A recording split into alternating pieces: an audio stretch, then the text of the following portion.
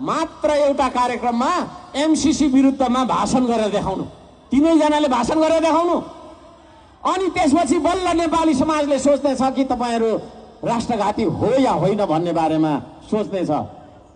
अन्यथा तपाईहरू राष्ट्रघाती हो, एक राष्ट्रघाती हो, दुई राष्ट्रघाती हो, तीन राष्ट्रघाती हो।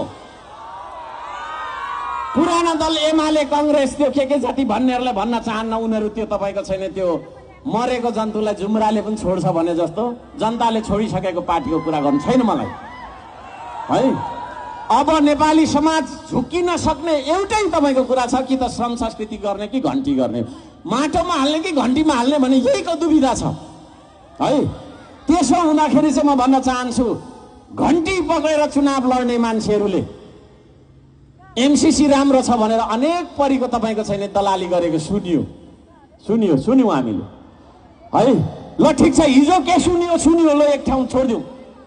अब उपरान्त भविष्यमा तपाईहरुले एउटा कार्यक्रम राखेर एमसीसी को विरुद्धमा मैले जसरी आगो उकोलेको छु त्यसरी नै आगो उकोलेर देखाउनु है। त्यो एमसीसी पास गर्ने एमाले कांग्रेस नेपाली पार्टी के भन्नेहरुसँग कुरै गर्नु छैन, उनीहरु त तपाईको हो नै हो।